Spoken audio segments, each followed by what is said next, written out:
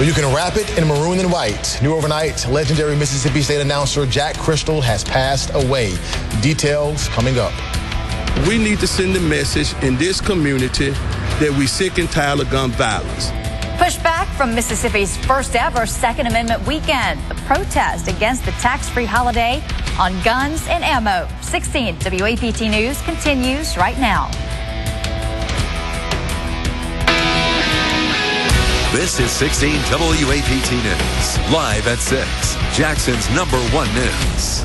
Good morning, everyone, on this Monday, September 8th. And Marcus, the big story from overnight is the passing of Jack Crystal. Yeah, kicking us right. Some Mississippi State fans are just waking up to the news like I did this morning. The voice of Mississippi State Bulldogs died last night in hospice care in Tupelo. Condolences pouring in overnight on social media. We're going to take a look at some of those coming up. And right now, Ray Nagin's last hours of freedom. The former mayor of New Orleans must report to federal prison today in Texas. And back to work. The pressing issues awaiting lawmakers on Capitol Hill as they return from summer recess. We have a live report from D.C. just ahead. But let's go ahead and get started with meteorologist Brittany Bell and weather first. We are getting off to a nice start to our Monday morning. Right now we have temperatures mostly in the lower 70s. It's 72 degrees in Jackson, 72 as well in Macomb, and down to 70 degrees in Natchez. And some spots could see some patchy fog. As we head throughout the day, we'll have sunshine, puffy clouds, and a high of 92 degrees. There's also a chance for a few isolated storms this afternoon, but most of us will stay dry. And we are in for some pleasant changes for the end of the week. I'll have more on that in just a few. New this morning, the man who served as the voice for the Mississippi State Bulldogs for more than 50 years has passed away. The Bulldogs win the ball game in overtime, winning it 43-41. Wrap this one in Mississippi State maroon and white. That's the voice of Jack Crystal, the beloved and former MSU sportscaster.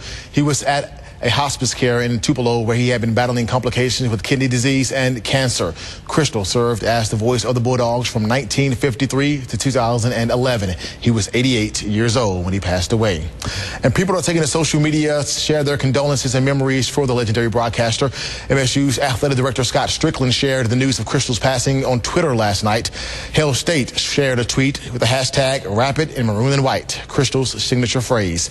A member of the athletic department shared an old picture of Jack Crystal with the king of rock and roll, Elvis Presley, you saw right there, and a Sports Illustrated reporter tweeted with a distinctive set of pipes along with a clip of Crystal's last play call before his retirement.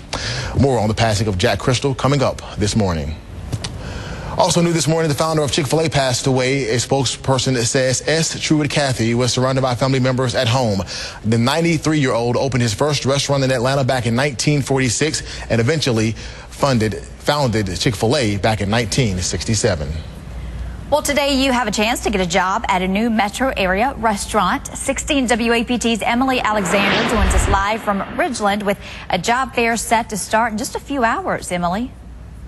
Yeah, Keegan, probably in a few hours, this room will be filled with people for the Seafood Revolution Job Fair. Now, we first told you about this restaurant a few months ago, and it's a big deal because Seafood Revolution is dedicated to the preservation of the state's Gulf seafood heritage. Now, the big story today, the job fair, they're looking to fill about 150 positions, including cooks, bartenders, hosts, and plenty more. And again, that job fair is going to be at Hyatt Place, which is where we are now on Highland Colony Parkway, right across from the Renaissance, from 9 a.m. to 5 p.m. And if you can't make it out today, they'll have another job fair for Seafood Revolution next Monday. For now, live in Ridgeland, Emily Alexander, 16 WAPT News. All right, thanks, Emily. We have some more restaurant news. A new restaurant is opening in Flowood today. Outback is opening its newest metro location. Now, this is on Parkway, off of Lakeland Drive and near Airport Road. A ribbon cutting is set for 10:45 this morning, and the restaurant is also giving 50% of its sales today to Blair E. Batson Children's Hospital. A man accused in a double murder could appear in court as soon as this morning. Dennis McKay was originally expected in court Friday. He's charged with 2 counts of murder. Claiborne County deputies searched for him for several days before residents helped find him last week. They say he killed 2 women, Melvina Hendrick and Kawana Williams. Authorities say McKay had a relationship with both women and had a child with one of them. Happening today, former New Orleans Mayor Ray Nagin must report to prison. He's due to report to a federal prison camp in Texarkana, Texas by noon. Nagin was the mayor of New Orleans during Hurricane Katrina. He's set to serve a 10-year prison sentence. He was convicted in February on 20 public corruption charges, including bribery, money laundering, and tax evasion. Well, the hearing for a fired principal will continue next month. Leaders fired former Ridgeland High School principal Sharon Summers just before the new school year started. Summers says the district let her go because of how she handled the parents' complaint regarding a sexual relationship between her daughter and 2 school softball coaches. Police later arrested the coaches on sex crime charges. Summers is fighting to get her job back. Well, Mississippi had its first ever tax-free guns and ammo weekend. As 16 WAPT's Hadash Brown reports, not everyone was pleased about it. Some came to sell. Like Christmas in September. Some excited to browse or buy. I wanted to look at a 708. But others weren't sold on the idea of a tax-free gun sales weekend. Try Jesus, not gun.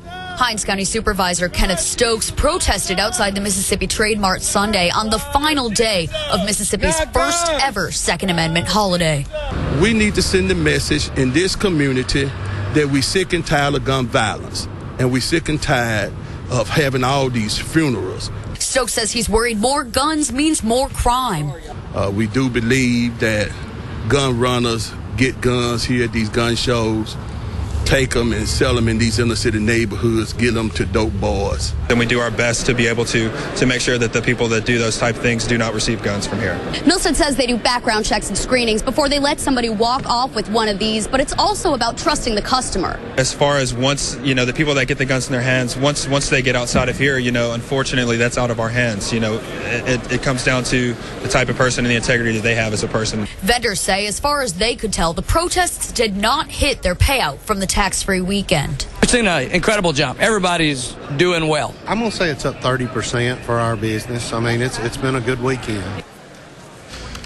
Now, so far, an overwhelming majority of our Facebook comments have been in support of the tax-free weekend. All you have to do to let us know what you think is head on over to our Facebook page and to let us know. Well, today lawmakers get back to work in Washington. Yeah, Congress returns from summer recess to face pressing issues, including the threat of Islamic militants. 16 WAPT's Aisha Diaz is on Capitol Hill with more. Marcus Keegan, lawmakers are back for the first time since President Obama authorized airstrikes in Iraq.